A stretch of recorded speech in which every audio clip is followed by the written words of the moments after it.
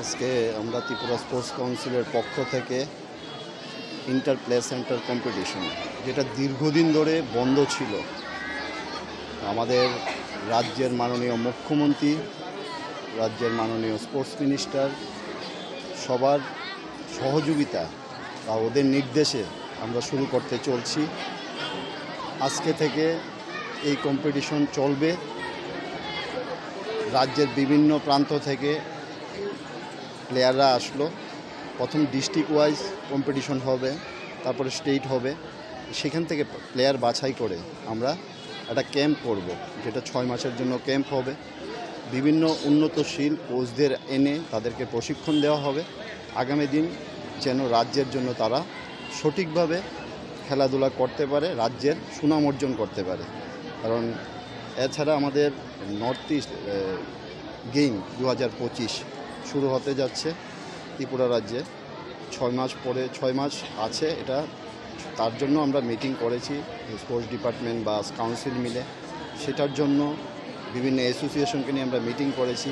Association তার মতো করে প্রত্যেকটা সাব ডিভিশনে প্লেয়ার বাছাই করে ওখানে কম্পিটিশন করে তারাও একটা ক্যাম্প তৈরি করবে।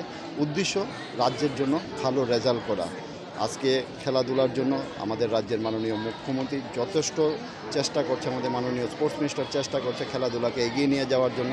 আপনারা ভালো করেই জানেন যে রাজ্যে বিজেপি সরকার প্রতিষ্ঠিত হওয়ার পরে খেলাধুলার মান অনেকটাই উন্নতি হয়েছে। সারা রাজ্যব্যাপী বিভিন্ন হোস্টেল বলুন, মাঠ বলুন, অ্যাথলেটিক্স ট্র্যাক বলুন, হকি ট্র্যাক বলুন, সব কিছু নতুন করে সাজানো হচ্ছে প্লেয়ারদেরকে সুযোগ সুবিধা করে দেওয়ার জন্য। তো আমরা কাউন্সিলও সবসময় প্লেয়ারদের পাশে আছি। আমরা মতো করে আপ্রাণ চেষ্টা করছি প্লেয়ারদেরকে এগিয়ে নিয়ে যাওয়ার জন্য।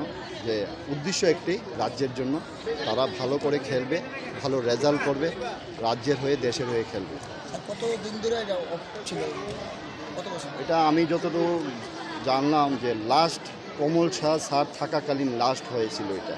তারপরে এটা বন্ধ ছিল। এটা আমরা নতুন করে আবার শুরু করেছি। ইভেন্ট আপাতত 9টা ইভেন্টকে বাছাই করে নিয়েছে। কারণ যেই ইভেন্টগুলো আমাদের রাজ্যের জন্য ভালো রেজাল্ট করছে, আমরা ওই ইভেন্টগুলোকে আলাদাভাবে বাছাই করে নিয়েছি। তাদেরকে আগে আমরা ক্যাম্প করে তাদেরকে সিলেকশন করে, যদি পরবর্তী সময় মনে হয় যে আরও কিছু ইভেন্ট আমরা প্লাস করব,